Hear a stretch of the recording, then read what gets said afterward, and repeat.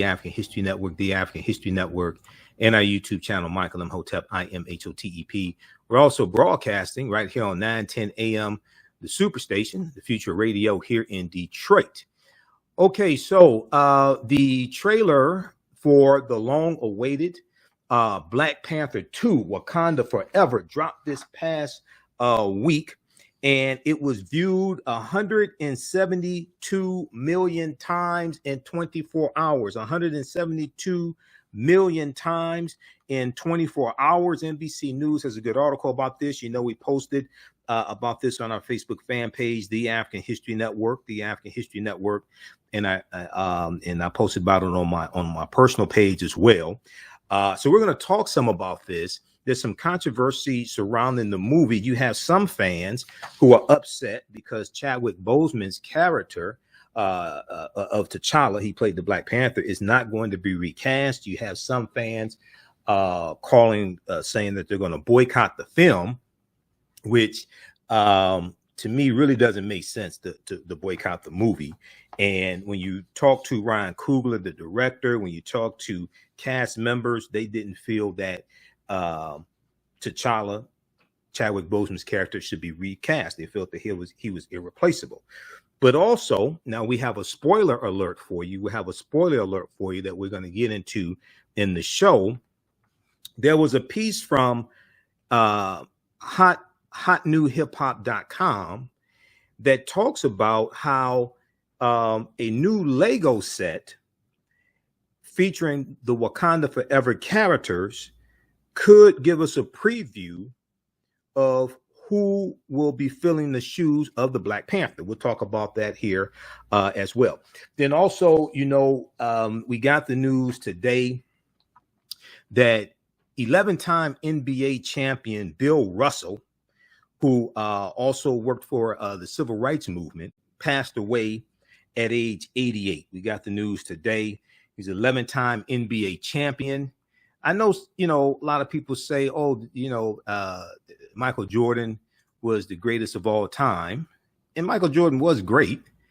But they say Michael Jordan won 6 championships. But they oftentimes leave out Bill Russell, who won 11 championships. Okay, so I find that interesting. They just skip over Bill Russell. And I remember there was a story maybe last year, and it was on social media, and people were talking about Michael Jordan and the 6 rings. Bill Russell posted a picture of him with his 11 rings. Shut all that nonsense down. Okay, so we'll talk about Bill Russell passing away as well at age 88, and he was also one of the first African-American NBA coaches as well. Then we got the news today that Lieutenant Uhura from Star Trek, Nichelle Nichols, she passed away on Saturday, if I remember correctly. She passed away on Saturday at age 89, Nichelle Nichols. We know she had been ill. I posted a couple of articles in the past about her being ill, Nichelle Nichols. She's an icon. And I'm going to share an interview that Nichelle Nichols did talking about how she, after the first season of Star Trek, keep in mind, Star Trek was only on basically for 3 seasons. Star Trek was on, the original Star Trek show was on from 1966 to 1969. And there have been a number of Star Trek movies. There have been there have been new Star Trek TV shows, but the original Star Trek with William Shatner as Captain James T. Kirk, and Leonard Nimoy as Dr. Spock, Mr. Spock, and you know, the original cast, that was only on for 1966 and 1969. After the first season, Nichelle Nichols wanted to quit the show, but it was Dr. Martin Luther King Jr. who convinced her not to quit the show. We're going to share that interview with you. It's a very, very important piece of history. Okay. Then also on Saturday, I posted on our Facebook fan page, the African History Network, and my personal page as well. I think that it was Saturday. We got the news that Mary Alice. No, I think it was actually Friday. We got the news Mary Alice who we know on the TV show A Different World. Mary Alice passed away at age 85. Okay, and we know she won an Emmy Award also in 1993. Very accomplished actress. She was on Broadway in the Broadway play Fences, playing. She was the wife of James Earl Jones, and we know the play Fences was turned into a movie starring Denzel Washington opposite Viola Davis. It's a fantastic movie, Fences. I mean, Denzel Washington really played that part. I mean, Denzel is probably my favorite male actor, but I mean, he really played that part in the movie Fences. So we'll talk some about Mary Alice as well. At the bottom of the hour, we're going to be joined by James C. Ford, who is the organizer and creator of Obama Day that's taking place in Detroit this coming weekend. Friday, August 5th through Sunday, August 7th is going to be at Barack Obama Academy, which used to be known as Timbuktu Academy, okay, here in Detroit. So we'll talk to him about Obama Day and what they have going on. It's a really positive event. I'll be there as well. I'll have a vendor booth also. All right. On the African History Network show, we focus on educating, empowering, and inspiring people of African descent throughout the diaspora and around the world, because right now it's corrects wrong behavior. What you do for yourself, what you do to yourself, and what you allow other people to do to you and get away with is based upon what you think about yourself. What you think about yourself is based upon what you have been taught about yourself. What you've been taught about yourself is based upon everything you've read. You can control the circumference of his or her actions because the mind can't do it to what it doesn't know. Now, we deal with a number of different topics here on the History Network show. We deal with current events in history, politics, education, economic empowerment, entrepreneurship, relationships, love, sex, health issues, and much, much more. Sign up for our email newsletter. Text the word Kemet, K-E-M-E-T, to 22828 to sign up for our email newsletter. Also visit our website, our new website, TheAfricanHistoryNetwork.com, TheAfricanHistoryNetwork.com. All right, I want to go to this first story here.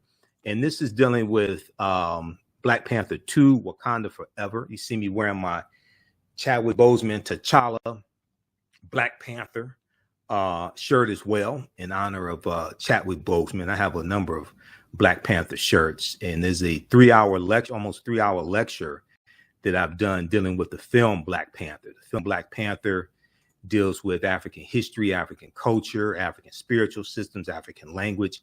It's a deep movie on multiple levels. I did about 3 months worth of research in the movie as well as the comic book to be able to do my lectures on the film Black Panther.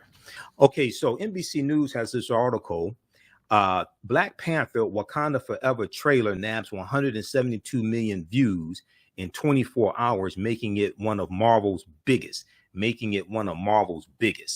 Hashtag Wakanda Forever was trending hours after the trailer's release. Now, you know, here on this show, at the end of basically each show, I say Wakanda Forever. Okay. Now, when we come back from the break, I know we're coming up on the break, I'll tell you why I say Wakanda Forever. And some people saw the picture that I took of myself when I was at Soul Day 2022 at Northwestern High School on Saturday, because I had this shirt on as well. And I did the Wakandan salute. And I explained why the Wakandan salute is always right over left as well, because that comes from ancient Kemet, ancient Egypt. Now, the Black Panther Wakanda Forever teaser trailer nabbed 172 million views in its first 24 hours, becoming one of the Marvel Cinematic Universe's top trailer debuts for a superhero movie. A source close to Marvel confirmed the viewership number to Variety magazine. The Wakanda Forever teaser's viewership nearly doubled the 88 million views the original Black Panther teaser garnered in 2017. We know the original Black Panther movie came out February 16th, 2018. All right. February 16th, 2018. Now, the teaser also set social media ablaze with topics relating to Black Panther garnering over 893,000 mentions. Chadwick Boseman, Namor, Prince Namor, who is in the film as well. We know Prince Namor from the Marvel comic books as well. Shuri, who's T'Challa's younger sister. T'Challa, Ryan Coogler, the director, and Angela Bassett, Queen Ramonda, all became national trending topics after the teaser's debut, and the hashtag Wakanda Forever held the #1 trending spot for over 5 consecutive hours. We'll continue this on the other side of the break, and we'll get deeper into this, and we'll talk about why fans are talking about boycotting Black Panther 2. I guess they're saying the fictitious movie is not keeping it real when it comes to Chadwick Boseman. Still trying to figure that out. Listen to the African History Network show. I'm Michael Imhotep. We'll be back in a few minutes. The work that I do is larger than the fashion industry. It's larger than the art world. And I believe that I was born to bring newness into this world. I'm Kaima McIntyre. I'm 24 years old and I'm an artist. I create everything from paintings to jewelry design, metaphysical jewelry to be specific, and fashion design. The only reason why my prom dress went viral is because people needed it. Within a few days of going viral, Notori Naughton reached out to me and she's like, I saw your dress, can you make me a dress? I was equally as shocked to be asked by a celebrity to design their dress at the age of 17. That's just one person, and the list just continues to go on to Janet Jackson, to Tyra Banks. It really hits home. That means that the discussion is happening on the grounds in real time. Welcome back to the African History Network show right here on 910 AM, the Superstation of Future Radio. I'm your host, Brother Michael Imhotep. It is Sunday, July 31st, 2022, and we are calling numbers 313-778-700, 313-778-7600 is the call-in number if you have a question or comment.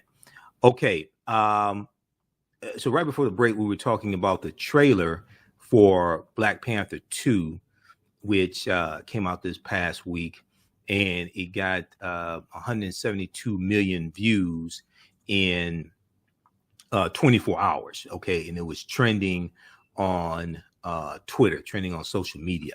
We go back to this article here from NBC News. Let me pull this back up. Okay, so let's see here. Okay, by pulling in 172 million views in its first 24 hours, Black Panther Wakanda Forever becomes one of the top trailer launches for a standalone Marvel movie. Black Panther Wakanda Forever becomes one of the top trailer launches for a standalone Marvel movie, following titles like Spider-Man No Way Home, the Spider-Man No Way Home teaser, the biggest ever teaser with 355.5 million views, and Thor Love and Thunder. I'm not a big fan of the Thor movies. I grew up watching the Marvel superheroes. When you come home from school, they came on like 4 p.m., 4:30 p.m. on Channel 20 here in Detroit. And they had Captain America came on Monday. Thor came on, I think maybe Thursday. They had Incredible Hulk. They had Spider-Man, things like that. And I am not a big fan of the Thor movies, though. He's all right with the Avengers, but I don't want to see an entire movie with Thor. But, that's just me. 4 Avengers trailers also pulled in bigger numbers. Avengers Endgame teaser, 289 million. Avengers Endgame final trailer, 268 million. Avengers Infinity War teaser, 230 million, and Avengers Infinity War final trailer, 179 million. Now, it should be noted that unlike many of these aforementioned Marvel movies, the Black Panther Wakanda Forever teaser launched on Saturday night at around 9:20 p.m. Eastern Standard Time. So the internet almost broke this past week. Beyonce released her new album, okay, and people going crazy. Calm down. And then also the trailer for Black Panther 2 came out as well. Okay, it got 172 million views in 24 hours. Now, that's not exactly the most desired time slot, 9:20 p.m. Eastern Standard Time. That's not the most, not exactly the most desired time slot for a trailer debut, as most trailers release weekday mornings and take advantage of the workday rewatch factor. The teaser marked the first unveiling of the Black Panther sequel, which marks the next feature film entry in the Marvel Cinematic Universe. Now, I like DC superheroes, kind of still have my DC comic books, but the Marvel movies are just much better than DC. I don't know what it is. They're just much better than DC. The footage showcases the nation of Wakanda going to war against the army of Atlanteans, led by the fearful Namor, Prince Namor, portrayed by Tenoch Huerta. Okay, he's Hispanic. Lupita Nyong'o, her character, Nakia, Letitia Wright, Danae Gurira, Florence Kasumba, Winston Duke, and Angela Bassett are reprising their roles for the original Black Panther, joined by series newcomer Michaela Coel, Dominique Thorne, Alex Nivalani, and Mabel Cadena. Now, riding off the success of the teaser release, Hollywood Records and Marvel Music released a prologue soundtrack for the movie earlier on Monday, this past Monday. The soundtrack includes Tim's cover of Bob Marley's No Woman, No Cry. So when you watch the trailer, and I was watching some of the reactions on social media, a lot of my Facebook friends saying they were emotional, they were crying watching the trailer, because the trailer acknowledges the death of T'Challa, and then you hear this rendition of Bob Marley's No Woman, No Cry. You hear Angela Bassett's character of Queen Ramonda saying, you know, I'm the queen of the most powerful nation in the world, and, you know, I've lost my entire family, haven't I given enough? All of this, okay? So it's got really emotional for people. Tim's cover of Bob Marley's No Woman, No Cry, which earned acclaim for its prominent feature in the teaser film. Okay, so check out this article here from NBC News. We know Chadwick Boseman passed away from cancer in 2020. He had a private battle with colon cancer. So check out this article from NBCnews.com. Black Panther, Wakanda Forever. Black Panther, Wakanda Forever trailer nabs 172 million views in 24 hours. Nabs 172 million views in 24 hours, making it one of Marvel's biggest. Okay, so there was also a good article that I saw from okafrica.com.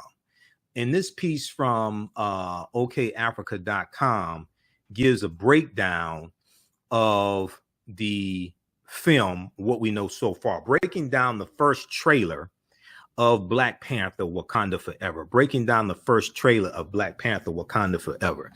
So the first trailer for Black Panther, Wakanda Forever features new characters, foes, and plot hints in the sequel.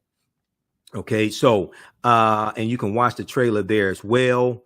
Who is the new Black Panther? Who is the new Black Panther? Now, I've been saying for months, Shuri should be the next Black Panther, because there have been different Black Panthers throughout history when you study the history of Wakanda. And even in the comic book, for a period of time, Shuri, T'Challa's sister, becomes the Black Panther. Okay, so, and notice how slim the wrist is here as well. Okay, so I think it's going to be Shuri. Okay, so they talk about that. They talk about some of the new characters. Ironheart makes her Marvel Comic Universe debut as well. Before the release of the Wakanda Forever trailer, we have been informed about an Ironheart series coming to Disney Plus, first appearing in 2016. Marvel comic book Invincible Iron Man #7. Riri Williams, aka Ironheart, is Tony Stark's protege. So those that watch the Avengers. You know, Tony Stark was Iron Man. You know, Tony Stark died in the last Avengers movie. Okay, Avengers Endgame. Now, with her Marvel Comic Universe debut in Wakanda Forever, it represents auspicious beginnings for her, a natural successor to Iron Man by Dominique Thorne. We see brief moments of Williams casually interacting with Shuri. Okay, so they talk about that. They talk Prince Namor. You know, I wasn't a big fan of the Submariner. So Prince Namor is Submariner. Okay, he rules over Atlantis in the comic books. I wasn't a big fan of Prince Namor. You know, he had the Dr. Spock ears and things like that. It was all right, you know, to see him in a comic book. I didn't want to buy a Submariner comic book, but it was all right to see him in other people's comic books. Okay, so they talk about this as well. For the longest, fans have dreamed about the appearance of Prince Namor in the Marvel Comic Universe, aka the Submariner. He's an important Marvel character with a complex mythology, who's been around in the comic books since 1939. He is yet to make a live action splash or debut in the Marvel Comic Universe until now. In the comics, Prince Namor's human father was sent searching for vibranium in Antarctica. We know vibranium originates in Wakanda. When his path crossed with Princess Finn, daughter of Emperor Thor of Atlantis. In the trailer, Prince Namor is born as a hybrid son from the union, half human and half Atlantean. Okay, so you see the introduction of Prince Namor as well. Okay, so check out the rest of this article here from okafrica.com. Now, okafrica.com is partly owned by Questlove of the Roots as well. Breaking down the first trailer of Black Panther: Wakanda Forever. Okay, and this article is from, what's the date on this? They don't have it. Oh my God. All right. Yeah, but it came out this past week. Okay, so check that out as well. We're coming up on a break here, and then when we come back from the break, we're going to be joined by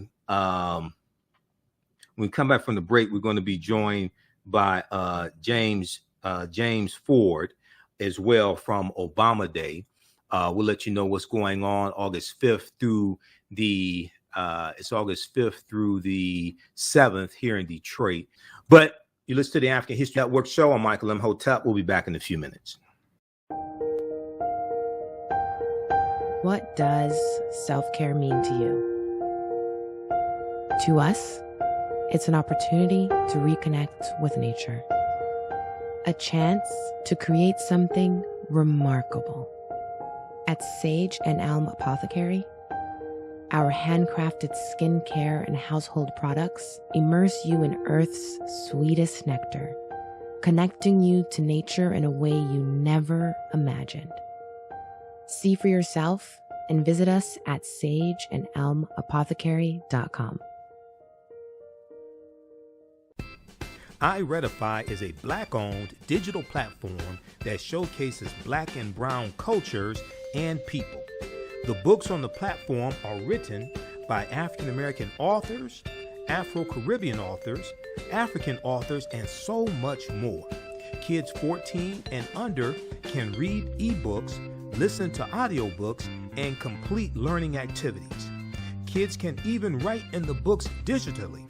Get unlimited access to everything on the platform for only $8.99 a month at iRedify.com. Sign up for your membership today.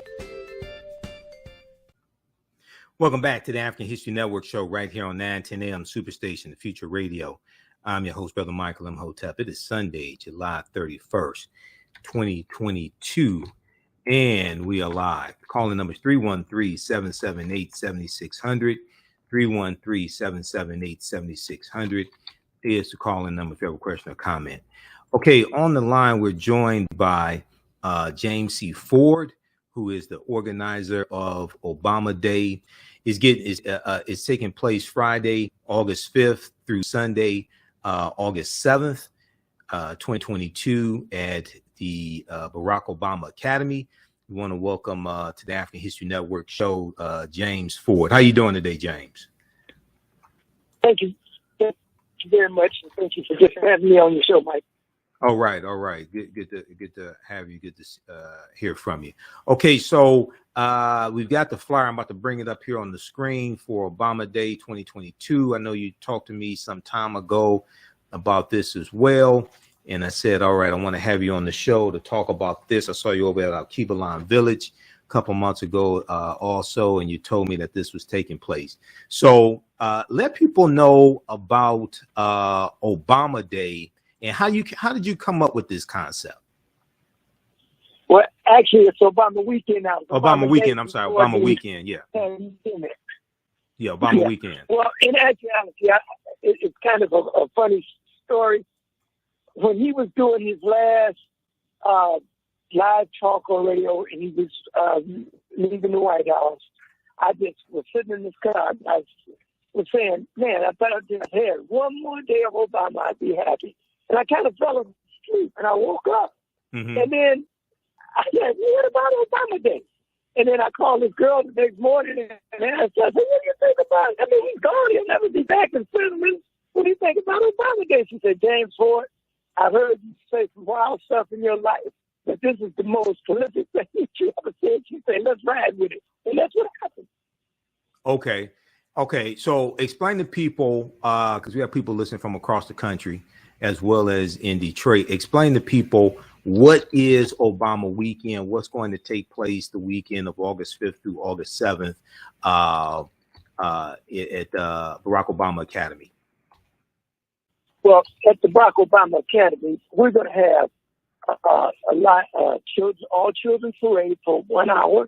Okay. And then, well, more like 30 minutes. And then we're going to have marketable life skills presented inside of the school, where kids will learn things like electrical, some drywall, there'll be some carpentry, there's going to be some carpet laying skills. We're going to even have one gentleman called, he said he wanted to just donate his time and his talent to teach kids a little bit, just practical electrical things. And we gladly appreciate all these things that the community coming out to teach their own. And I'm a great promoter of everybody should try to teach their own, teach our own kids. And when we're gone, they can have something to fall back on. They learn how to use life skills to earn a living, do different things. They don't have to work for anybody. They can work for themselves. You got kids that could maybe be plumbers. They could be electricians. They can be carpenters. Have their own. They got their own skills. They don't have to go out and work at McDonald's, or they don't have to go out and work for Walmart. They can have their own skills, and if they do work for those people, and then it can't happen, then they got something to fall back on. I'm giving you an example. There's a gentleman. I live in Florida in the winter time. Okay. There's a gentleman. He had just, don't get me wrong, he had just got out of prison. He was a different nationality. He didn't have any money, anything to do. He told me to give him $100 and he would build me a back porch. I gave him the $100. He went to Lowe's and got some stuff. He put a little back porch up and he charged me $500 to do that. So I'm saying there's a way, and I believe that. That's about it. Okay. You know, So teach our own. Right. Okay. So we have the flyer up here on the screen. Obama Weekend Festival, August 5th through the 7th. Now let people know where Barack Obama Academy is. That used to be Timbuktu Academy. Let people know where it's located. Yeah. It's at 10800 Canfield on Detroit's east side. 10800 Canfield on Detroit's east side. And not only 10 let me get that address. 10800 10800 Canfield in Detroit on the east side. So that's not near Wayne State.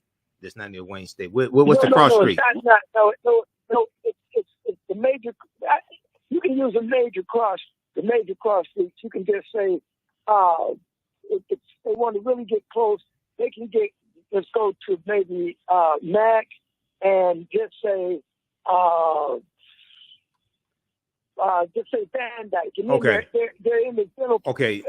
Okay, in the Mac Van Dyke area. Okay, 10800 Canfield. Okay, so there's a all children's parade, 11 a.m. Festival is 12:30. p.m. to 7 p.m. Now, which day does the festival start? At 12:30? Right. Which day is that? Well, the festival starts at 12:30 every day to 7. But now, for 3 hours, from 12 o'clock to 3 o'clock, the children will be inside the school that want to stay and pick up these marketable life skills. Every 45 minutes, somebody is going to come up and talk about other things. Like I have a airline stewardess, a pilot coming in. We have people doing other things. I have just different people coming in talking about their skills. I got a guy that went to the South Pole and stayed for 14 days. He's going to talk about his experience. It's just going to be the most prolific show of unity and teaching to people, our people, that has happened in quite a while. And that's what we kind of count on. Okay. All right. So you have vendor opportunities as well. Now, who do people contact? What's the phone number for vendors and for more information? Yeah. If you want to be a vendor, you can just contact me at 586-918-3061. The vendor fee is $100 for the whole weekend. In other words, it's for the whole total 3 days. And we did that because we want young entrepreneurs, young people that want to try to learn to be vendors on their own, have their own business. We want them to get started. We could have charged way more than that, but we're not going to do that. And as long as I'm in charge of this, it's going to remain that. So we want people to just get used to doing their own, and we want a good showing with this. And I think it's going to be good. But now we're going to have entertainment there. Now you're going to have a guy.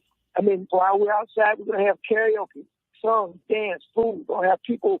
I got a lady coming called Lady K, who is a great singer. We're going to have a Michael Jackson impersonator, a Sammy Davis Jr. Impersonator coming in and do those things. So wow. It's going to be fun. I talked to you earlier today, and you were out passing out flyers at another event. I mean, you all over the place, James. Go ahead and tell us about the other entertainment. Well, see, I'm like this. James Ford believes that talk is cheap. I've always told people that when I was playing baseball. I said, talk is cheap. Let's do what we got to do. Talk is cheap. So I just go to work. I don't like to talk a lot. I just want to do what we got to do. Yeah, I'm all over the place, but I just like to get it done. So that's just where it is. Okay. I was at the Blues Fest today in Detroit. Right. The one down by St. Albans. Yeah, Blues in the Park or Blues Festival. Yeah. Okay, now this is a free event also, correct, James? Yes, it's definitely a free event, but can I just give you one bit of information that I think that's very important? Go ahead. We have children I want everybody to listen to understand this. There will be young people at this event. We're trying to set an atmosphere where we want to come back to the neighborhood. We want all different nationalities and races and different people to come to this every year. This will not be a party where a person can come and do some things that are not pleasing to the public. In other words, illegal activities. Smoke a little cigarette or something like that that's not favorable. You can't do that. There will be no drinking, no, it won't be that kind of It's a family atmosphere. It's a family friendly atmosphere. It's a family friendly atmosphere. You can bring the children, entertainment for all ages, positive event, career opportunities, information on different careers for our youth, etc. Okay. Okay. Is there any website? I want to say one other thing. Okay, just 1 second. Is there any website information? Well, go ahead. Actually, my website is kind of I say it's incomplete now, basically because the person that was working my website kind of got sick for a long period of time and couldn't work on it. But people still can go to ObamaDayAugust4th.com, ObamaDayAugust4th, and find out what we did in the past. Okay, now, Obama Day. Get that website one more time. ObamaDayAugust4th.com. ObamaDay4th.com. Okay, go ahead. Well, But I okay. want to say one other thing. This is James. This is what we're going to do. We're going to hold you over the break. We're up against a break. We're going to hold you over the break for you to complete your thought. Okay, stand by. Listen to the African History. You listen to the African History Network show. I'm Michael Imhotep. We're speaking with James Ford, the organizer of Obama Weekend, taking place in Detroit Friday, August 5th through Sunday, August 7th at Barack Obama Academy. It's a free event. Family atmosphere, positive event. Come on out. I'll be there. We'll have a vendor booth for the African History Network as well. Listen to the African History Network show. I'm Michael Imhotep. We'll be back in a few minutes. iRedify is a Black-owned digital platform that showcases Black and Brown cultures and people. The books on the platform are written by African-American authors, Afro-Caribbean authors, African authors, and so much more. Kids 14 and under can read ebooks, listen to audiobooks, and complete learning activities. Kids can even write in the books digitally. Get unlimited access to everything on the platform for only $8.99 a month at iRedify.com. Sign up for your membership today. Welcome back to the African History Network show right here on 910 AM, the Superstation, the Future of Radio. All right. Right before the break, we were talking to James Ford. He is the creator and organizer of Obama Weekend, I should say, Obama Weekend 2022, taking place Friday, August 5th through Sunday, August 7th, here in Detroit at Barack Obama Academy, located at 10800 Canfield Street in Detroit. Okay, James, go ahead. You wanted to finish your thought right before the break. No, I just wanted to say one thing. Everybody, if you have anybody in town that's from out of town, please bring them to this because we want them to see what we are doing. Obama Weekend should be celebrated everywhere, and we're going to try to take it to other places now that I have a little crew. So if you're from out of town, stop by. Now, the main focus of the Obama Weekend is not so much, it is about Barack Obama, but it's about the next Barack Obama. It's about the next. We want to create the next Barack Obama. The next Barack Obama could be at your house right now in your living room. He could be crawling around on the kitchen floor. He could be in the back seat of your car. You're taking him someplace. So we're going to create the next Barack Obama by showing a togetherness and teaching them some life skills and all marketable life skills. And the other thing about it is it's a situation where you got to think about this. The next Barack Obama could be a woman. It could be another nationality. But at this point, what's going on in the world today, we need another one. So it's about the next Barack Obama. Not so much about him. The focus is him, but we want to create the next one. Now, children emulate who you celebrate. They emulate who you celebrate. You celebrate Boo Boo the Clown, that's who they act like. So we're going to emulate a great man who had dignity, integrity, and character. So when you say very quickly, then we have to go to the next segment. When you say celebrate the next Barack Obama, or it could be a female, explain what you mean by that. What is it that you want to instill in our youth about their potential? Well, we want to instill the youth that just because someone tells you something about yourself, you don't have to buy that. And then the other thing is you can be whatever you want to be. You just got to think and work. As I say, talk is cheap.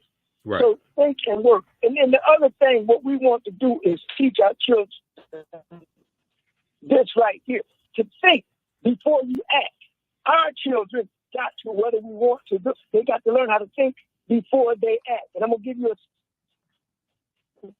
specific. When the governor of Arizona pointed her finger in his face, it seemed like it was bad. She kept it up there for about a minute and a half. I couldn't. Okay, so the governor of Arizona, you're talking about when they were on the tarmac in Arizona, Barack Obama, yeah. And Barack Obama, when he was president, and the governor wagged her finger. Just one second, I have to we have people listening across the country, so I have to let people know what we're referencing. So she wagged her finger in Barack Obama's face and scolded him. This is what you're referring to. Okay, go ahead, James. Yeah, yeah. And he did not react. But guess what? Everybody thought that was a sign of weakness, but the whole world knew that he was the person that handled the job. The negativity out of that turned into the most positive thing, because even people that did not like him knew he was the man to be there. That was he turned a whole lot of naysayers' eye that people really didn't like him. I'm talking about my other side of the aisle. He turned their eyes around, and they knew he was a guy, because guess what? He did a second term. That one instance was made for bad, but it turned out good. So right. He was the one. Right. And that so was shown there in that instance. So yes. Just he thought before he acted. Okay. Right. He thought before he acted, and the more power you have, the more responsibility you have, and you have to. Sure, he could have slapped her, but sure he could have cursed her out. Sure, he could have denounced Arizona, but you also have to think through consequences as well. Also, you have to think: is this really worth it? Is it? I mean, now, so up, and I have a picture. It was Governor Jan Brewer, who was a Republican. Governor Jan Brewer, who was talking to President Obama, somewhat scolding him, wagging her finger at him on the tarmac. There's an article from January 26, 2012. Heated Arizona Governor Jan Brewer confronts President Obama over a book on immigration. Okay, so this is what James Ford is referring to. People can read the article as well. I remember when it happened, because I've been in radio 12 years, so I talked about this on my show when it happened. Go ahead, James. Yeah, well, it was he who thought before he acted, and that showed the country and people that really didn't like him. This man has dignity, he has integrity, he has character, and actually it made her look bad. So it's just like now our kids get into situations and they act before they think. It's a lot of situations maybe that they can get out of, but they act before they think. He thought before he acted, and it turned out to be pretty good. I'm going to use an example. Okay. It's just like if you're on the job and somebody says, well, you're fired or this, you just don't go out and get attention. You think before you act. You do what you got to do, and you leave what you think. And then the same thing if law enforcement tells you, hey, pull over, you got to pull over, I'm 75 years old. Mm-hmm. They pull me over, I'm putting my hands on the steering wheel, I'm giving them what they need. I'm giving them what they need and what they want. That's all to it. You got to right. So you act. And he was a great thinker. So what happens is, in situations like that, the scene of the incident is not the time to argue and debate law. That's what the court is for. You want to exactly. On Roland Martin Unfiltered, one of my co-panelists, attorney Monique Presley, teaches classes and workshops on how to survive police encounters. And the first thing that she teaches her students in the class is that you have to get in your mind that this is not my day to die. This is not my day to die. And then your actions that come after that thought fall in line with that. And that's what the court is for, to deal with discrepancies, to deal with disagreements, to deal with grievances. That's what the court is for. Okay. Yeah. All right, James. Yeah. We're out of time here for this interview. Give your phone number once again. Yeah, thank you. Give your phone number once again. And my phone number is 586-918-3061. We still need vendors. And if you are selling anything or want to sell, just give me a call. I'm in my office every day this week. You can just give me a call, 586-918-3061. All right. I still want to say this is integrity, dignity, and character 3 days. Okay, James. All right, we'll see you there. I'll be there Saturday and Sunday. All right, James, take care. All right, take care. All right, everybody. We're coming up on a break. When we come back, we'll talk about Bill Russell. We'll talk about Nichelle Nichols, and we'll also talk about Mary Alice. They all passed away in the past couple of days. Now, I've talked about this here a number of times on my shows.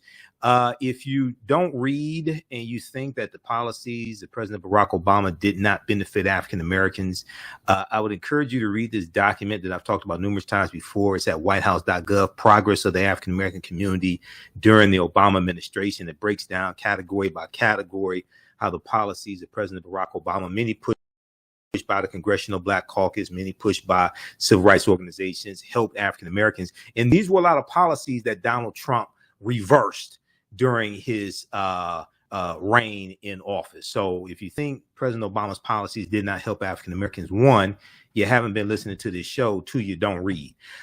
We'll be back in a few minutes. You listen to the African History Network show. I'm Michael Imhotep, 9:10 a.m. Superstation WFDF.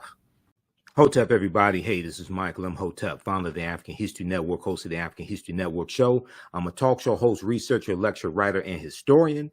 And I want to give a special shout out to everybody who has attended the 11th annual Liberated Minds Black Homeschool and Education Expo. I just want to take a few minutes, and we had a great presentation that I did on Saturday. So I teach 2 online history classes. One on Saturday and one on Sunday. On Saturday, the class that I teach, normally 2 p.m. to 4 p.m. Eastern Standard Time, is called Ancient Kemet, the Moors, and the Ma'afa, Understanding the Transatlantic Slave Trade, what they didn't teach you in school. And this is normally a 10-week online class. We deal with thousands of years of history and what leads up to the transatlantic slave trade taking place. We can't start studying our history in slavery. Even when we study the transatlantic slave trade, which is important to study, we can't start in 1619 or in the 1440s with the Portuguese, when the Portuguese get involved in the transatlantic slave trade. We have to understand the history chronologically and deal with the 800-year occupation of Europe by the Africans known as the Moors, who entered into the Iberian Peninsula, today known as Spain and Portugal, from North Africa in 711 AD. When we discuss the transatlantic slave trade, we have to first understand that African people are the original people of North, Central, and South America and have been in the land we call the United States at least 51,700 years. Now, the second class I teach is on Sundays, normally 2 p.m. to 4 p.m. Eastern Standard Time. It's called From the Civil War to the Civil Rights Movement and Black Power, 1865 to 1968. Now, these classes are normally $130. They're on sale right now, $60. We do the sessions live. All the sessions are archived and recorded, so you can go back and watch it anytime. So a year from now, 2 years from now, you can go back and watch the entire class. With both of these classes, I would say the content is PG-13, so you can use this with your children as well if you want to. Also, you can advertise with the African History Network. We have 3 new advertising packages. Our current promotion is buy 1 month to get 1 month free. We have 1 million followers at our Facebook fan page, the African History Network. And with our platinum package, we'll take out ads on our Facebook fan page for you as well to help maximize your advertising campaign. And we take your 30-second to 60-second commercial, we put into the rebroadcast of our shows, and also into the audio podcast of our shows as well. We only have 20 advertising slots because we have a finite amount of advertising space. Email us at TheAHNShow@TheAfricanHistoryNetwork.com, TheAHNShow@TheAfricanHistoryNetwork.com, or call us 313-462-0003. All right now it's correct wrong behavior. It's not over till we win. Wakanda forever. And we'll talk to you soon. Peace. 910 AM Superstation, a division of Adele Media. We got the guests, the opinions, and the facts. I'm your host, Brother Michael Imhotep. Now, we deal with a number of different topics here on the African History Network show. We do current events of history and much, much more. We're going to give you an update on what's going on. This is about self-preservation. We have to extinguish the fire of white supremacy. See, that's without consequences. Catch it all right here on 910 AM Superstation. The views and opinions expressed on any program are those of the producers and or the persons appearing on the program and do not necessarily reflect the views and opinions of 910 AM Superstation or Adele Media. Welcome back to the African History Network show. All right, the calling number is 313-778-7600, 778-7600 is the calling number if you have a question or comment. Okay, so in the first segment of the show, today's show, we talked about the new trailer for Black Panther 2, Black Panther Wakanda Forever, and the trailer got 172 million views in 24 hours. Now, there was a article from rollingout.com that we talked about in the first segment of the show, and I really didn't get a chance to get to it. Rollingout.com, fans vow to boycott Black Panther Wakanda Forever. Fans of the record-setting comic movie and the main character T'Challa, played by Chadwick Boseman, expressed disgust and dismay that T'Challa is being killed off. So in this article, skipping over some of this information, we know Chadwick Boseman passed away August 28th, 2022. I don't know if these people actually read the Black Panther comic book. There were numerous Black Panthers throughout generations. And at one point, Shuri, T'Challa's sister, becomes the Black Panther. Okay. The hashtag recast T'Challa.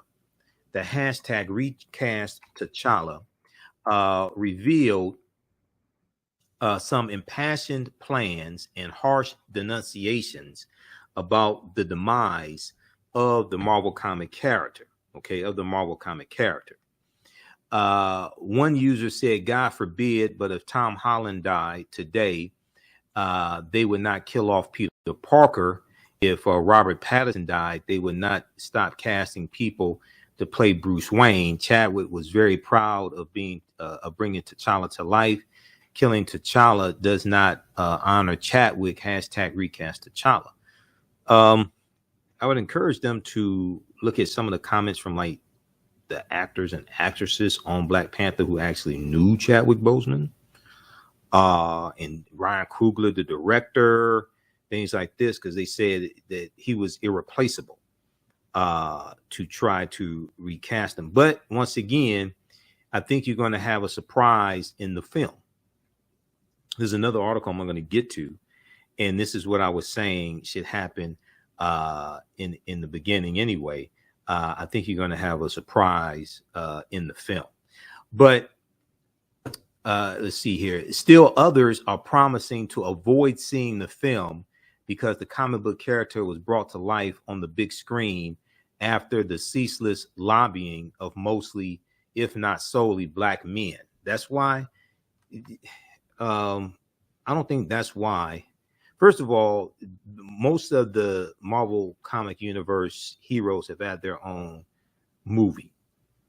Yeah, you have people who've been saying for years they wanted the Black Panther movie, but did people say for years they wanted Ant-Man and the Wasp?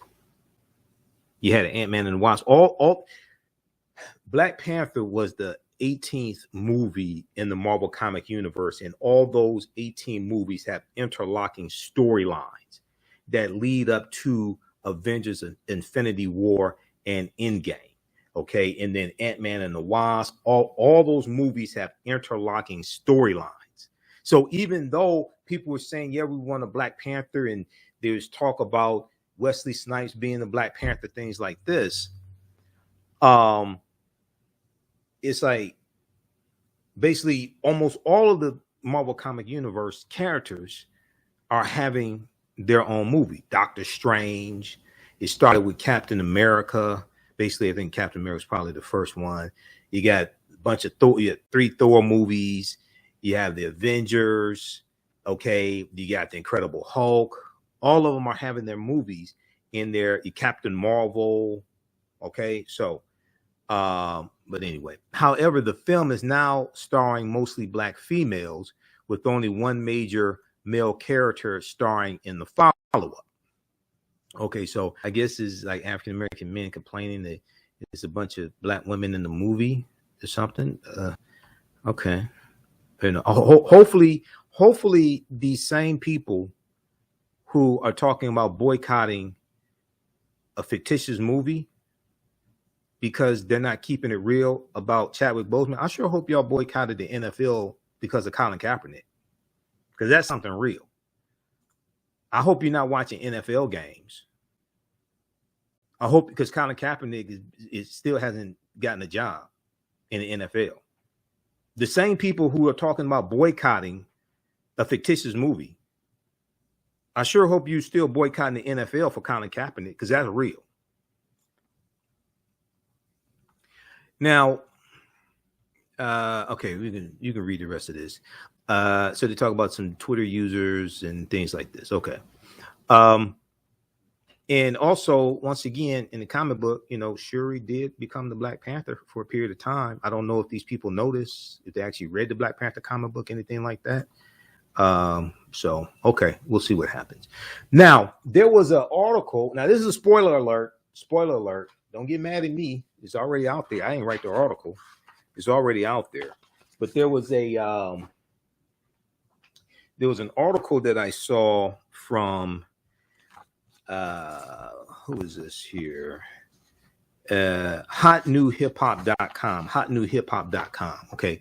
Now, this dealt with there's a Lego set that features the Wakanda, the Black Panther 2 Wakanda Forever characters. All right.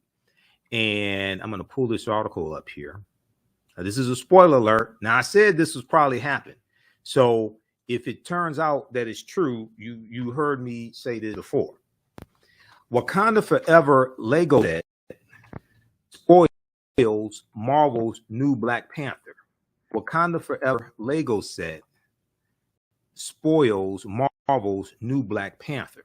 Okay, now this is from July 30th, Saturday, July 30th, 2022. Let me pull up this article here. All right, so in this piece here, once again, spoiler alert, but you're going to find out anyway. Black Panther fans or not, millions of people around the world felt the tragic loss of Chadwick Boseman. Okay, we can skip down.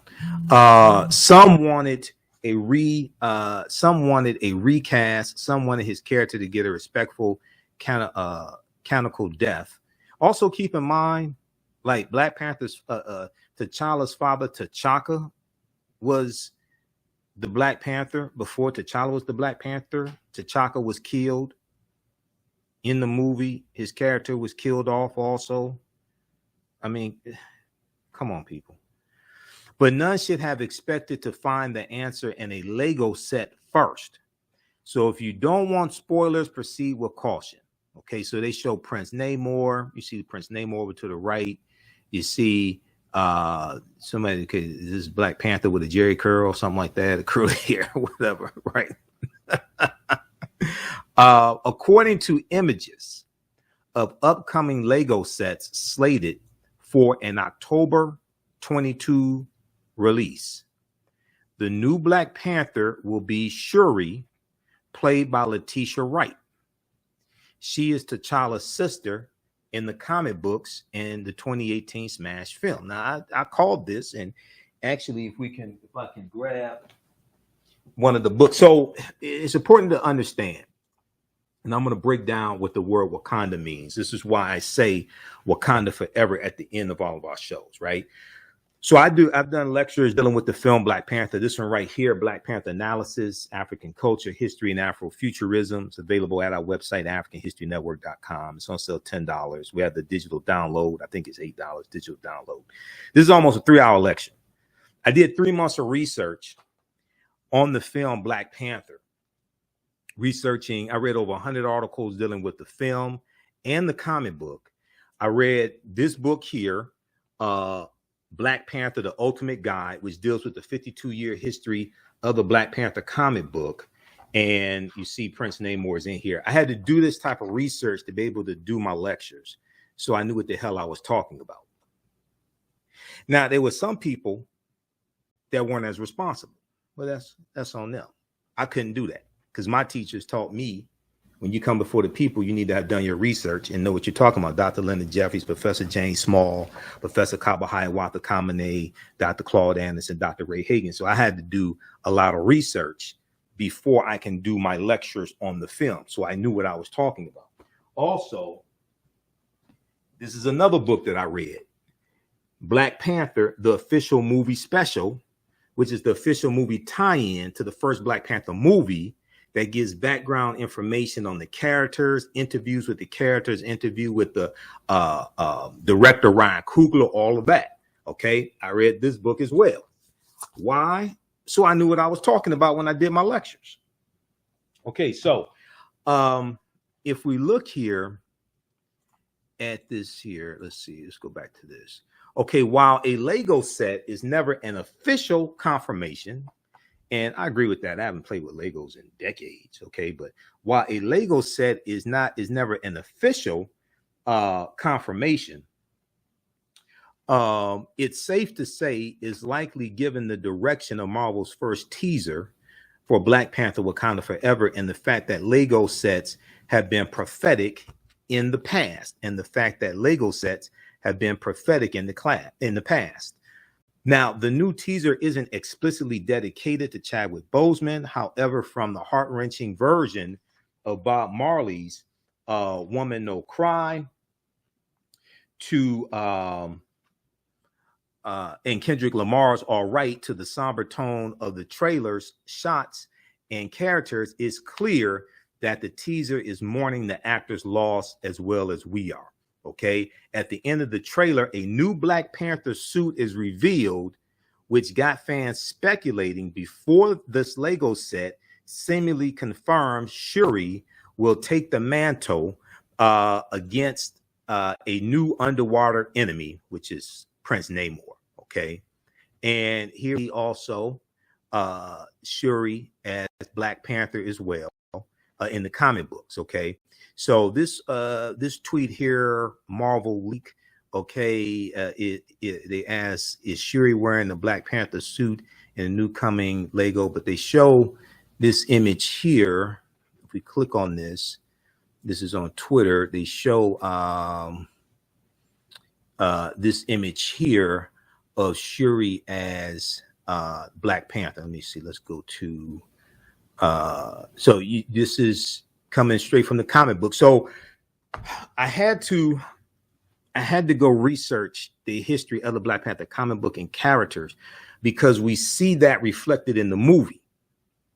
And I couldn't just do lectures just based upon the movie and not understanding the background theme, story themes, characters, and how the characters were changed in the movie. For instance, in the comic book, Killmonger is 100% Wakandan. Killmonger is not half African American and half Wakandan in the comic book. They changed that for the movie, I think, to interweave a African American context, perspective, storyline into the movie. Otherwise, you would just be looking at a movie of Wakandans in a country that doesn't exist. Okay, but by interweaving, by making him half African American, now you bring in another dynamic, another context, another storyline that relates back also to the transatlantic slave trade, etc. Okay, so, but I had to do the research to be able to understand all this. Okay, when we come back from the break, we'll talk about Bill Russell. We'll talk about Nichelle Nichols, Lieutenant Uhura on Star Trek. And I want you to hear an interview that she did where she talked about who kept her from quitting the show, because at the end of the first season, she had decided to quit Star Trek. Also, we'll talk about Mary Alice, who was in the movie Sparkle, the original Sparkle, 1976, and she was Letty Bostick on the TV show A Different World. She passed away as well. Listen to the African History Network show. I'm Michael Imhotep. We'll be back in a few minutes. Stand by. Back from break in 4 minutes. Welcome back to the African History Network show right here on 910 AM Superstation, the Future Radio. I'm your host, Brother Michael Imhotep. All right. You can register for the online history classes I teach on Saturdays and Sundays. So this week, I couldn't do it this past Saturday. I was at Soul Day 2022 on Saturday. Keith Williams had a great event. There was over 1,000 people that came out. So, you know, we had him on the show last Sunday. We had Keith Williams here on the show. He's the organizer of Soul Day 2022. Fantastic event. I had a vendor booth there. And then also today I was at the microloan conference that my frat brother Warren Galloway organized. And that was at Greektown Hotel. So I was there today for that. So we're going to teach, I'll teach my class on this Tuesday and Wednesday. Tuesday, August 2nd, Ancient Kemet, the Moors, and the Ma'afa, Understanding the Transatlantic Slave Trade, what they didn't teach you in school. We'll get the website updated. You can still register for the class. It's $60, regularly $130. We're doing it 7 p.m. on Tuesday. And this time around, we're doing at least 12 sessions of the class, okay? We deal with thousands of years of history and what leads up to the transatlantic slave trade taking place. We do the sessions live. All the sessions are archived and recorded. You can go back and watch it anytime. Then normally on Sundays, 2 p.m. to 4 p.m., I teach from the Civil War to the Civil Rights Movement of Black Power, 1865 to 1968. With the next class, we're doing this on Wednesday, August 3rd, 7 p.m. Eastern Standard Time. So you can register for that. And as soon as you register, you can watch the archive classes also. That's at our new website, TheAfricanHistoryNetwork.com, TheAfricanHistoryNetwork.com. Okay. And if you've taken any of my online classes in the past, email me at TheAHNShow@TheAfricanHistoryNetwork.com. You'll get 50% off. You'll get 50% off the classes. All right. I want to go back to this story here very quickly, dealing with Black Panther. So I hear people saying, okay, Wakanda's a fictitious place, things like this. I saw somebody post that here as well.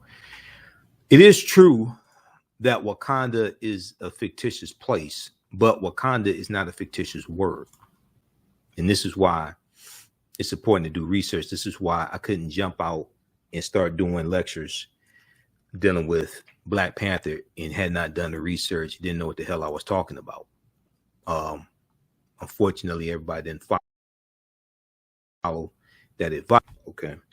So the word Wakanda we see in the Omaha Ponca and Sioux Indian languages, and it means possesses secret powers. We know that these are some slides from my actual lecture that I do on Black Panther. We know that the character of T'Challa was first introduced in the Fantastic Four issue of the Fantastic Four, issue 52, 1966, July 1966. Okay. The Fantastic Four. And it was a 2-part series, and T'Challa beats up the Fantastic Four. Okay. And at the end of issue 52, he talks about how he's the chieftain of the Wakandans and the richest man in all the world. Okay. Which is like Mansa Musa, who was emperor of the Mali Empire, became emperor of the Mali Empire in 1312 AD. And he was the richest man in the history of the world. Okay. So the if we look at the word Wakanda, we see the word Wakanda in Omaha, Ponca, and also amongst the Osage Native American nations. It means possesses secret powers in Omaha and Ponca. And Wakanda is the great creative power of the Osage, Omaha, and Ponca Native American tribes. Wakanda is an abstract, omnipresent creative force who is never personified in traditional Siouan legends, and in fact did not have a gender before the introduction of English with its gender-specific nouns. Now, we also know that when you look at the Panther deity Bass, well, let me back up. There's a Wakanda water park in Wisconsin, and it's spelled Wakanda. When you look at Wakanda across the country, the usage of the word, you may see some variations in how it's spelled. But the Wakanda water park in Wisconsin is spelled Wakanda, like Wakanda is spelled in Marvel Comics. All right. So, and at the Wakanda water park, they talk about the mounds in the Indian mound builders, early mound builders. But we also know that there were about 1 million mounds here in the land we call the United States of America. We also know some of those mounds were built by the Khoisan, built by African people as well, who were in this land going back at least 51,700 years. When we look at the research from Dr. David Imhotep, who we've had here on the show a number of times, he wrote the book, The First Americans Were Africans, Documented Evidence. And we look at the discovery from Dr. Albert Goodyear, 2004, which documents an African presence in Allendale County, South Carolina, going back at least 51,700 years ago. Dr. David Imhotep lays this out in page 14 of his first book, The First Americans Were Africans, Documented Evidence. Now, we also know that the language spoken in the film Black Panther is isiXhosa, okay? And isiXhosa is a Bantu language as well. So the film connects us to African history, African culture, African language, African spiritual systems. We know that where they have the ritual combat, that the waterfall where they have the ritual combat to determine who's going to sit on the throne of Wakanda, that's called Warrior Falls. And the scene where Killmonger throws T'Challa over the waterfall comes straight out of the comic books. I think that's Jungle Action comic book, Jungle Action issue number 6, 1973. That comes straight out the comic book. Okay. Now here's an image of Killmonger in the comic books. The Panther deity Bast that watches over the people of Wakanda. And you have, Wakanda is made up of 18 different tribes. Wakanda is not just one group of people. It's made up of 18 different tribes. The Jabari tribe, the Panther clan, things like this. But Bast that watches over those of the Panther clan, and then also watches over the people of Wakanda. That comes from Bastet, which was a lioness deity, a deity with the head of a lioness. Then it was changed to the head of a cat. There's a deity or netter, or what Europeans call a god or goddess. This comes straight out of ancient Egypt, ancient Kemet. Bastet, ancient Egyptian goddess worshipped in the form of a lioness, and later a cat, goddess of warfare in Lower Kemet, Lower Egypt, worshipped as early as 2890 BCE, before the Common Era. When you look at the Dora Milaje, which means adored ones, and introduced in the 1990s in the comic book, the Dora Milaje are the African female warriors who protect whoever sits on the throne of Wakanda, protect the family of the king of Wakanda. Okay, so their costumes are influenced by the Maasai of Kenya.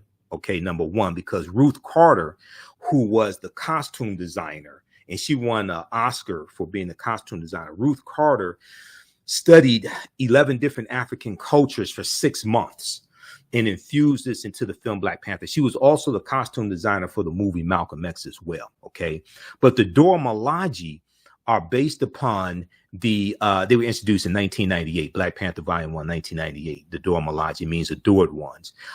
They are based upon the real African female warriors of the West African nation empire of Dahomey, who were called the Ohozi or the Mino, these African female warriors. Now, these are the African female warriors who are going to be portrayed in the movie that comes out September 16th, starring Viola Davis, called The Warrior King.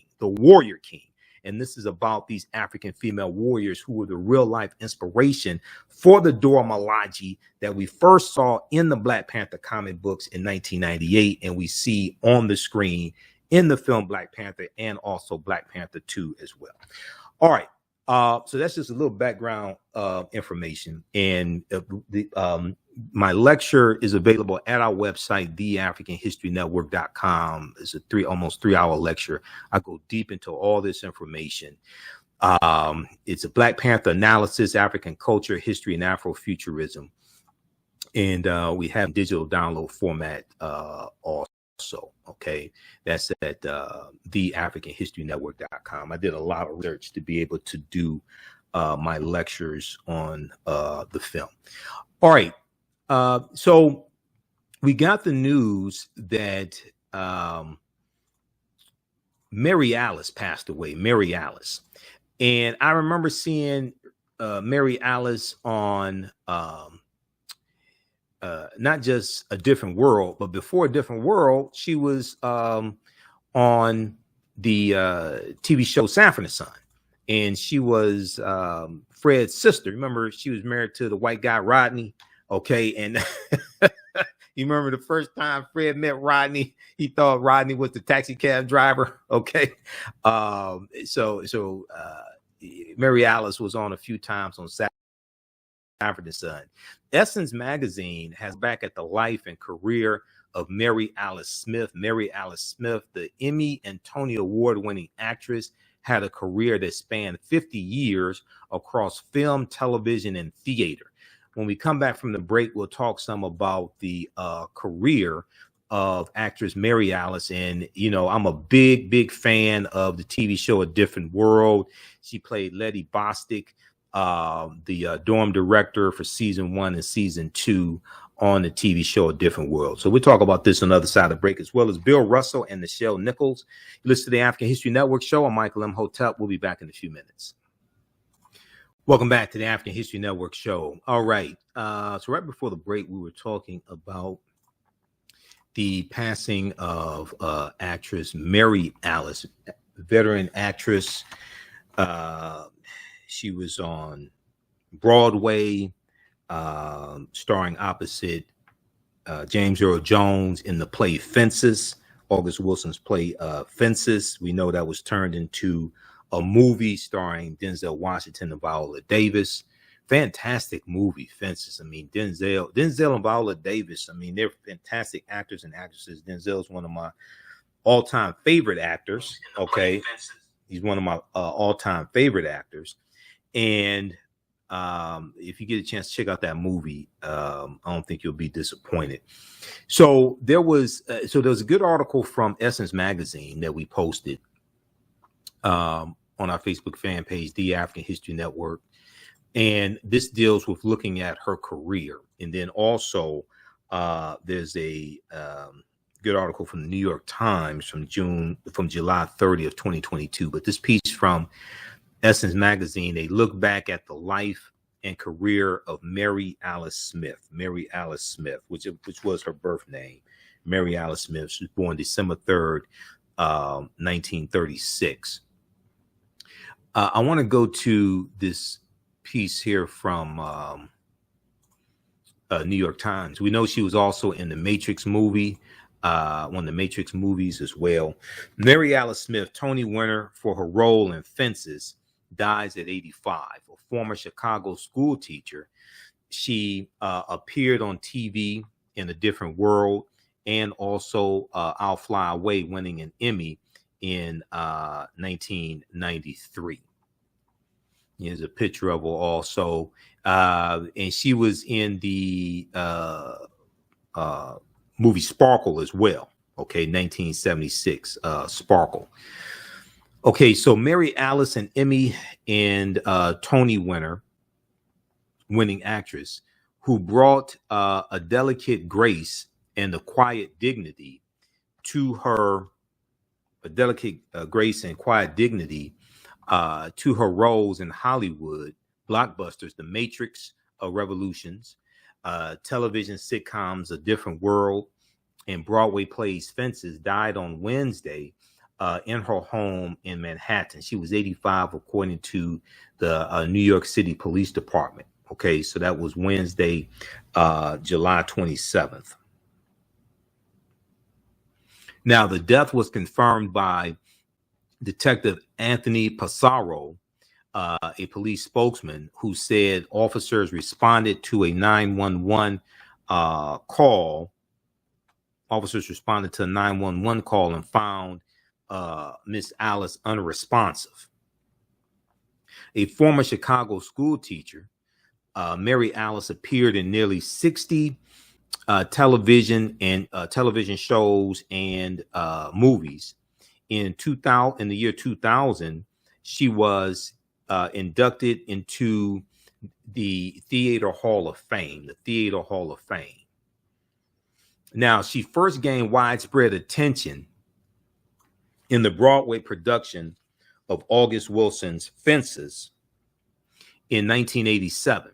She earned a Tony Award for Best Featured Actress for playing Rose Maxon, a housewife in 1950s Pittsburgh, forced to balance duty with anger toward a philandering husband played by James Earl Jones, who also won a Tony. So she won an Emmy Award and a Tony.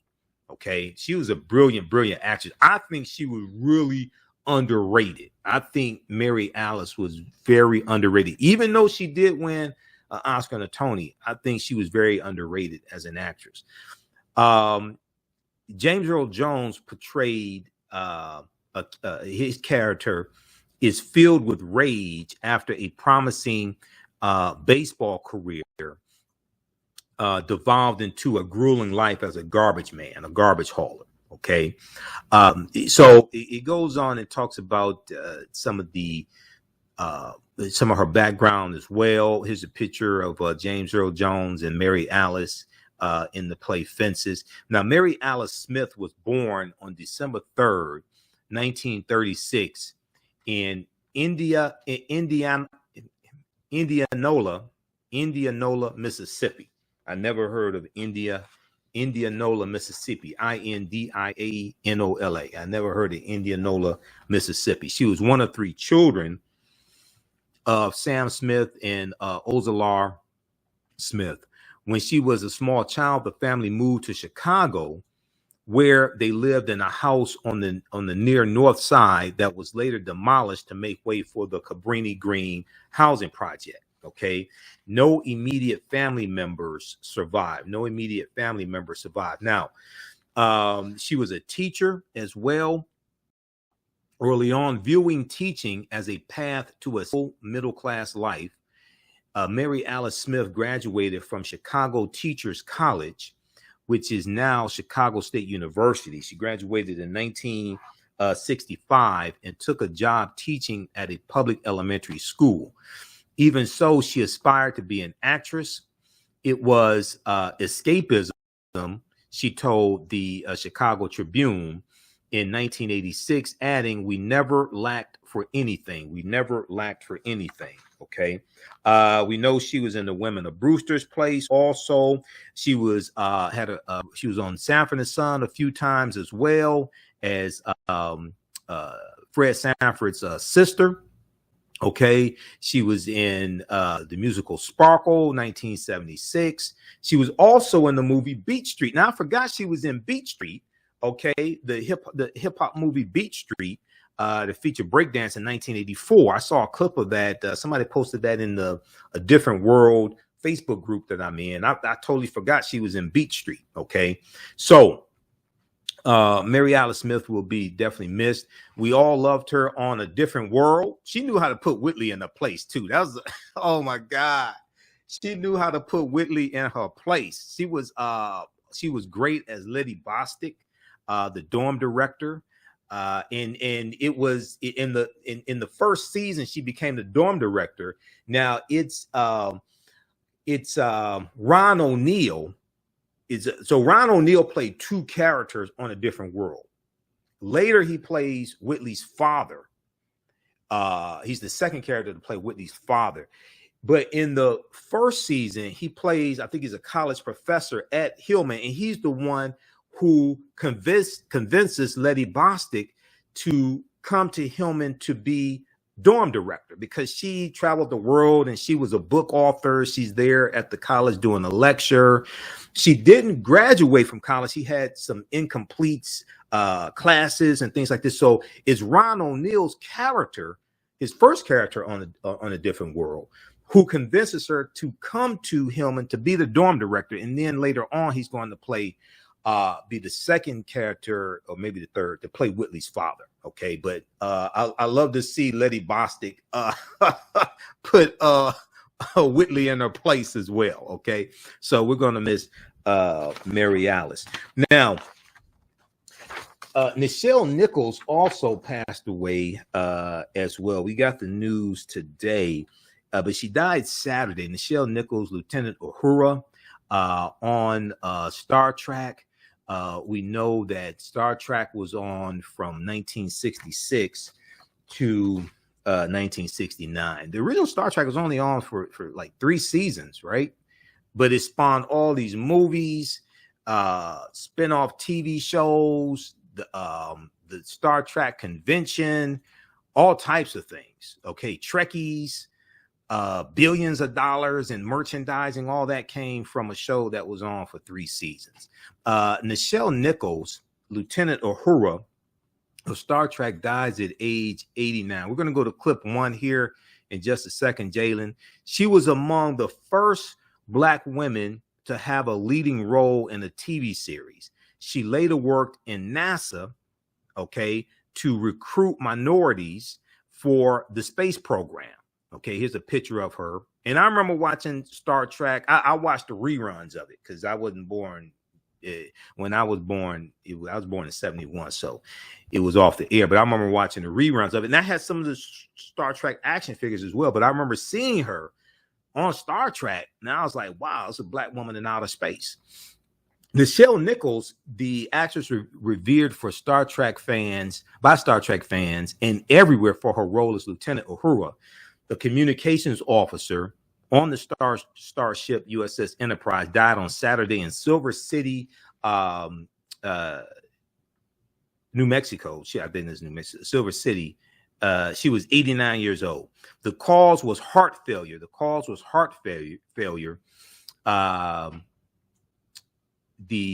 Said Sky Conway, a writer and a film producer, who was asked by Kyle Johnson, Miss Nichols' son, to speak for the family.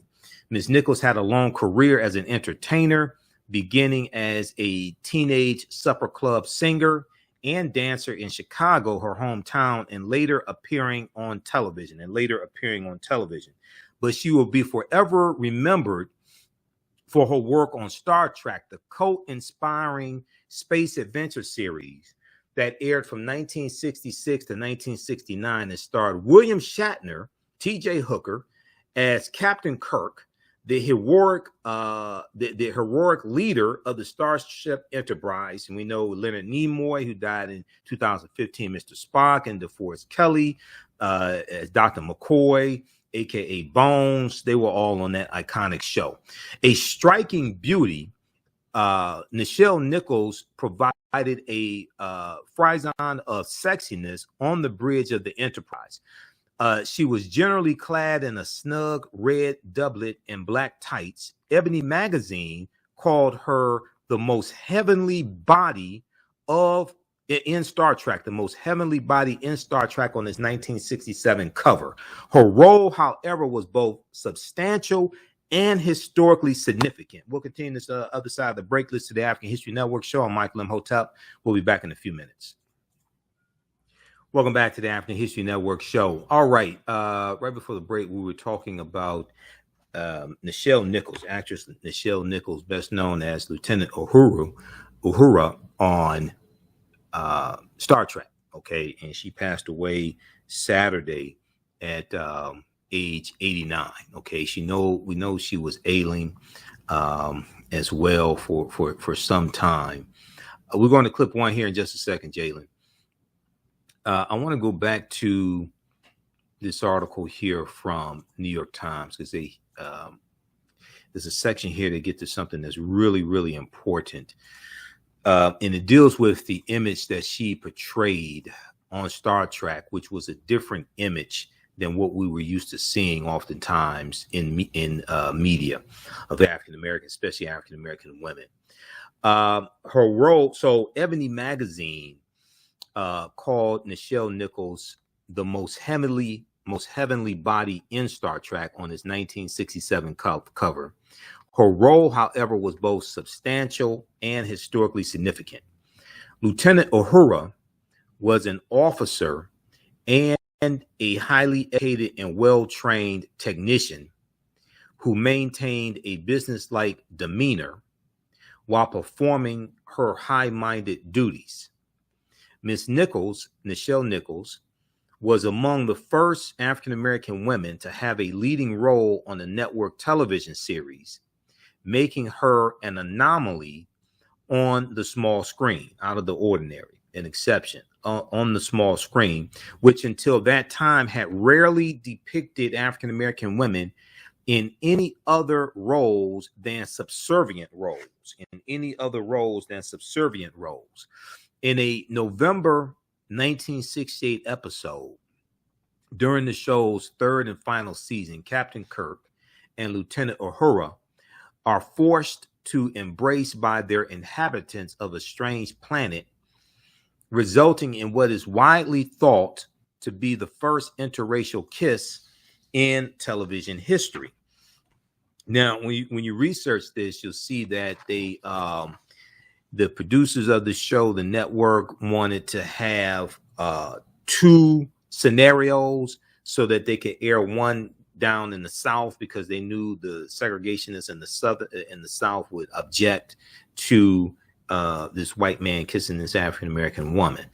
Now, Ms. Nichols' first appearances on Star Trek predated the 1968 sitcom Julia, in which Diane Carroll, playing a widowed mother who works as a nurse, became the first Black woman to star in a non-stereotypical role in a network series. Okay, a series called Beulah. Okay, Beulah, also called The Beulah Show, starring Ethel Waters as Beulah, and then actress Louise Beavers as Beulah, and then Hattie McDaniel also played Beulah on this show as well. We know Hattie McDaniel from the 1939 movie Gone with the Wind. She won an Oscar for playing Mammy in Gone with the Wind as well, actress Hattie McDaniel. Okay, in the TV show Beulah, these three African American actresses portrayed Beulah, who was a maid for a white family. And this show was broadcast on ABC in the early 1950s. And it subsequently was cited by civil rights activists for demeaning portraits of African-American people. But Lieutenant Uhura's influence reached far beyond television. In 1977, Nichelle Nichols began an association with NASA, National Aeronautics and Space Administration, contracting as a representative and speaker to help recruit female and minority candidates for spaceflight training. The following year's class of astronaut candidates was the first to include women and members of minority groups. Okay, the following year's class of astronaut candidates was the first to include women and members of minority groups. Okay, so read the rest of this here. I want to go to this. Let me see. We're going to the clip here. So her birth name was Grace Dale Nichols. Grace Dale Nichols. She was born in Robbins, Illinois, December 28th, 1932. Some sources give a later year, and she grew up in Chicago. I want to go to this interview here that she did, and she talks about how Dr. King kept her from quitting the show Star Trek. This is from Emmy TV Legends. Let's go to this clip, Jalen. By the end of the first season,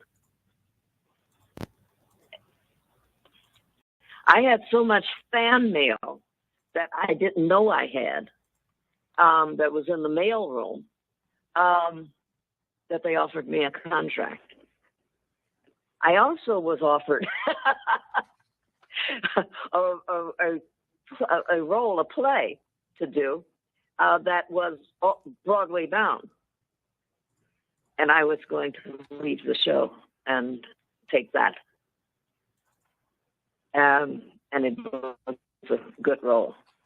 I forget what the heck it was now. And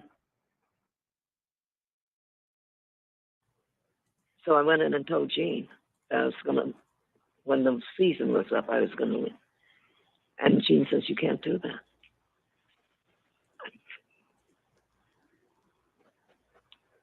Yes, I can. And he said, don't you understand what I'm trying to achieve here? I said, Gene, you've been wonderful. And I really thank you for this opportunity. But, you know, my life is theater, musical theater. And I'm getting offers for all kinds of wonderful things where I want to be. He was sitting behind his desk, and he looked up at me, and he said, and I handed him my resignation that I'd written out. And he took it, and I finally laid it on the desk, and he looked at it, and he said, take the weekend, Nichelle, because that's how I know it was either Thursday or Friday. And he said, and think about it. And if you feel the same way the beginning of next week, if you still feel that way, think about this. It's more than you think it is. Just think about it. And if you still want to go on by Monday morning, I'll give you my blessing. Go with my blessings. And he took the resignation and stuck it in his desk drawer. And I said, thanks, Gene. And I skipped out of there. Whew, that went better than I thought. And as fate would have it, I've always used this way because I believe in fate. I believe it was fated. All right, we're going to pause it right there. Those watching on Facebook and YouTube, keep watching The African History Network on Facebook, Michael Imhotep on YouTube. We're out of time here on 9:10 a.m. Superstation WFDF. And then visit our website, AfricanHistoryNetwork.com, TheAHNShow.com. You can order my lecture dealing with the film Black Panther, register for my online classes. Also, you can support the African History Network, $ the AHN Show through Cash App, $ the AHN Show through Cash App, also through PayPal, paypal.me/the AHN Show. Those in Detroit, will see you at Obama Day, Obama Weekend, Fridays, August 5th through Sunday, August 7th, over at Barack Obama Academy. Right now, it's correct wrong behavior. It's not over till we win. Wakanda Forever. We'll talk to you next week. Peace. Okay, stand by, everybody. Stand by. We're going to continue this here, continue this segment, and then we'll talk a little bit about Bill Russell also. Let's go back to this here. Okay, I want to go to let's go back to this. Okay, so we're gonna go back to this clip here from Nichelle Nichols, and she, at the end of the first season of Star Trek, she wanted to quit the show because she comes from the theater. Okay, she wanted to quit the show. All right. So Gene Roddenberry was the creator. The Gene she's talking about is Gene Roddenberry, who was the creator of Star Trek. Okay, that's who she's referring to. And also in her book that she released, she talked about having a romantic relationship with Gene Roddenberry as well. This is also in the article from the New York Times. Okay, let's go to this. Let's go back to this clip here. It's more than you think it is. Just think about it. And if you still want to go on by Monday morning, I'll give you my blessing. You go with my blessings. And he took the resignation and stuck it in his desk drawer. And I said, thanks, Gene. And I skipped out of there. Whew, that went better than I thought. And as fate would have it, I've always used this way because I believe in fate. I believe it was fated. I was to be a celebrity guest at some fundraising thing in Beverly Hills. I believe it was an NAACP fundraiser, but it might not have been, but I think it was. And so I went to do this on that Saturday night, and I had just been taken to the dais and sat down when the organizer came over and said, Miss Nichols, how are you? And blah, blah, blah. And he said, listen, there's someone here who said he is your biggest fan. And he's looking chirpy, you know. And he said, and he's desperate to meet you. He really wants to meet you. And I said, oh, thank you. Now I know, you know, lots of fan mail, and I've seen it, the shows, and they're being on for, you know, and the ones that I got to see, because usually I didn't get home until after the show was over. I didn't see the most of Star Trek that I was in until the reruns.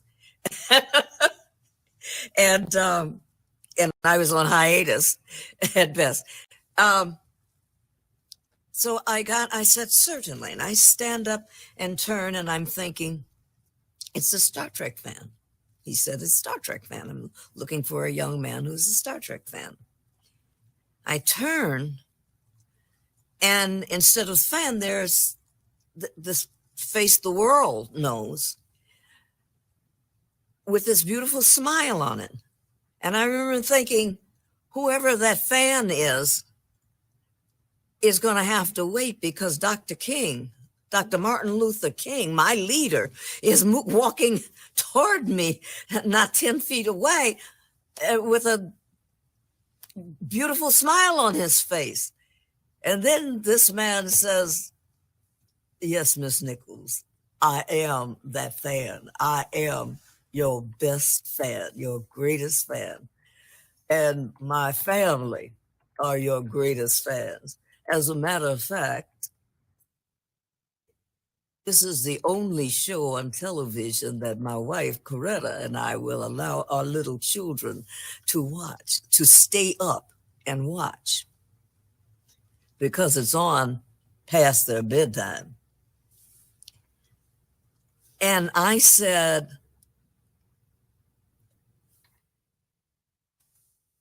this was all that I was able to say. My mouth just opened and closed. He said, we admire you greatly, you know. And he said some more things, and the manner in which you've created this role has dignity and so forth. And he said, you know, and before he said, I said, Dr. King, thank you so much. And then I got the courage to say, and I really am going to miss my co-stars. And he said, what do you mean? Dead serious. What are you talking about? I said, well, I've had an off. He says, you cannot. And I said, well, I'm going to leave Star Trek because I'm going to say have an offer to star in I never got that far. I said, well, I'm leaving Star Trek. He said, you cannot. You cannot.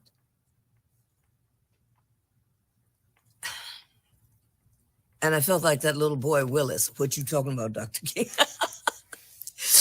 But you know I didn't say that. No. But I was taken aback, and I didn't say anything. I just looked at him. He said, don't you understand what this man has achieved, is achieving or something? And I thought, deja vu all over again. I just looked at him. He said, for the first time on television, we will be seen as we should be seen every day, as intelligent, quality, beautiful people who can sing, dance, but who can go into space, who can be lawyers, who can be teachers, who can be professors, who are in this day, and yet you don't see it on television until now. And he went on, so many of the things, perhaps some of the things he said, but I could say nothing. I just stood there, realizing every word that he was saying was the truth. And he said, if you leave, Nichelle, Gene Roddenberry has opened a door for the world to see us. If you leave, that door can be closed, because you see, your role is not a Black role. And it's not a female role. He can fill it with anything, including an alien. And at that moment, the world tilted for me. And I knew then, I didn't want to know it because I was going to go through some more turmoil for the rest of the week end. But I knew that I was something else, that the world was not the same. And that's all I could think of was Dr. King. Everything that he had said. The world sees us for the first time as we should be seen. And I remember being angry come Sunday or whatever. Why me? Why should I have to? Whatever happened come Monday morning, I went to Gene, and I'm not sure to this day if I knew what I was going to say. He's sitting behind that same dang desk. And he had, whoever he was talking to had to leave because I went there first. And I said, Gene, and I told him what happened. And I said, if you still want me to stay, I'll stay. I have to. And he opened his drawer and he looked up at me and said, God bless Dr. Martin Luther King. Somebody knows where I'm coming from. And I said, that's what he said in my brain. And he took out my resignation, which was torn into 100 pieces, and handed me the pile. And we just stood there looking at each other. And I finally said, thank you, Gene. And he said, thank you, Nichelle. And my life's never been the same since. And I've never looked back. I've never regretted it. Because I understood the universe had somehow, that universal mind had somehow put me there. And we have choices. Are we going to walk down this road or are we going to walk down the other? And it was the right road for me. All right. So that is a fantastic interview. There's more. You can check that out on YouTube. This is METV legends, Nichelle Nichols, on how Dr. Martin Luther King Jr. dissuaded her from quitting Star Trek. Okay, so you can check that out also. And the African History Network, the TheAHNShow, and the African History Network is a news reporting agency. So based upon copyright disclaimer under Section 107 of the Copyright Act of 1976, allowance is made for fair usage for purposes such as criticism, comment, news reporting, teaching, scholarship, and research. All right, so check out the rest of the article from New York Times.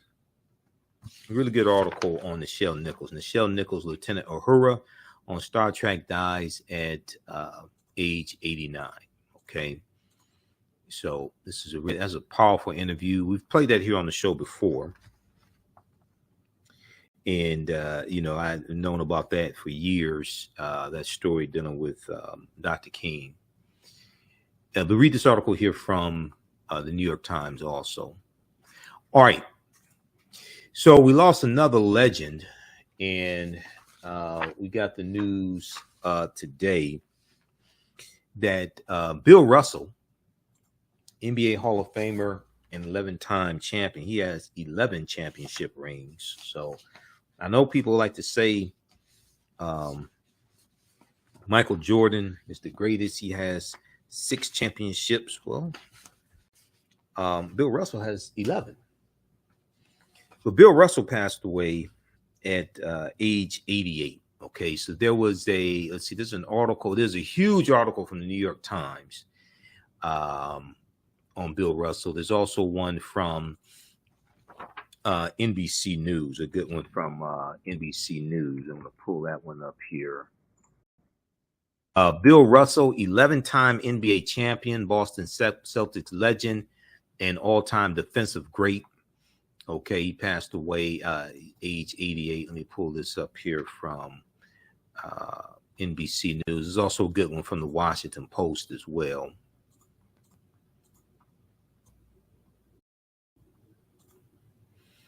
Okay, Bill Russell was pro basketball's first black head coach. No small feat at the time in racially divided Boston. Okay. So this article is from July 31st, 2022. Boston Celtics legend Bill Russell, who towered over pro basketball throughout the turbulent 1960s and stood tall against the era's virulent racism, died Sunday, according to a statement posted to his verified Twitter page, Sunday, July 31st, 2022. He was 88 years old. Now, Russell's wife, Janine, was by his side at the time of his death. The statement said, his family thanked fans for keeping Bill in your prayers, quote unquote, keeping Bill in your prayers.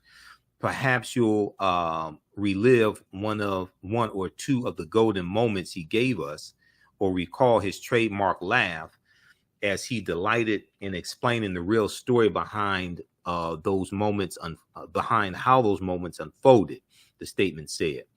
And we hope each of us can find a new way to act or speak up in Bill's uncompromising, dignified, and always constructive commitment to principle. Now, Bill Russell led the Boston Celtics to 11 NBA titles, two as a player coach, and a victory-filled resume, considered to be one of pro sports' most insurmountable records. He is rivaled by Henry Pocket Rocket Richard, who hoisted the Stanley Cup 11 times with the Montreal Canadiens, and Yogi Berra, not Yogi Bear, but Yogi Berra, a member of 10 World Series winning New York Yankees teams. No modern players hold a candle to Bill Russell's accomplishments. No modern players hold a candle to Bill Russell's accomplishments. The award for the most valuable player of the NBA Finals is named after him.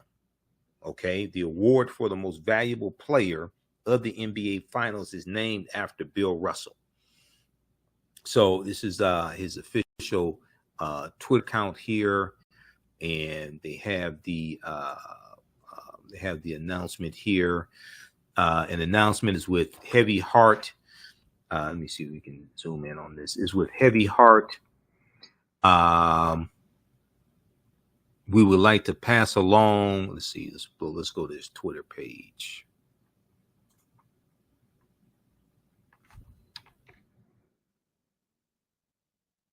Okay, it is with heavy heart that we would like to pass along. Let's go to this here. To all Bill's friends, fans, and followers, Bill Russell, the most prolific winner in American sports history, passed away peacefully today at age 88. With his wife Janine by his side, arrangements for his memorial service will be announced soon. Bill's 2 state championships in high school offered a glimmer of the incomparable run of pure team accomplishment to come. Twice an NCAA champion, captain of a gold medal winning U.S. Olympic team, 11 times NBA champion, and at the helm for 2 NBA championships as the first Black head coach of any North American professional sports team. Okay. You can check that out at his Twitter page. Okay. They have that article there at his Twitter page. Now, they have that post there at his Twitter page. Now, NBA Commissioner Adam Silver called Bill Russell the greatest champion in all of team sports in a tribute recounting the player's career. Adam Silver said that he cherished his personal friendship with Bill Russell while offering condolences. Quote, Bill stood for something much bigger than sports, the values of equality, respect, and inclusion that he stamped into the DNA of our league. At the height of his athletic career, Bill Russell advocated vigorously for civil rights and social justice, a legacy he passed down to generations of NBA players who followed in his footsteps. ESPN's Stephen A. Smith tweeted a tribute to Bill Russell Sunday, saying that the center made the world better for all of us. Okay, so we have the tweet from Stephen A. Smith, retired player Magic Johnson, Irvin Johnson Jr., Magic Johnson, called Bill Russell his idol. He said, I looked up to him on the court and off. His success on the court was undeniable. He was dominant and great, winning 11 NBA championships. Off the court, Bill Russell was the way for guys like me. Off the court, Bill Russell paved the way for guys like me. There's a tweet from Magic Johnson about Bill Russell as well. There's a picture of them together. Also, President Barack Obama, and that's Dr. J also. Looks like Dr. J as well. Is that Dr. J? No, I don't think that's Dr. J. Okay. Is Bill Russell sitting down. Bill Russell, a 6'10" center, also won the NBA regular season MVP award 5 times while averaging 15.1 points, 22.5 rebounds, and 4.3 assists a game throughout his 13 season career. Russell's numbers weren't as flashy as those of contemporary big man Wilt Chamberlain, who is the only pro basketball player ever to score 100 points in a game and retired with a scoring average of 30.07 points, second only to Michael Jordan's 30.12 points. Here's a picture here of Bill Russell on the court.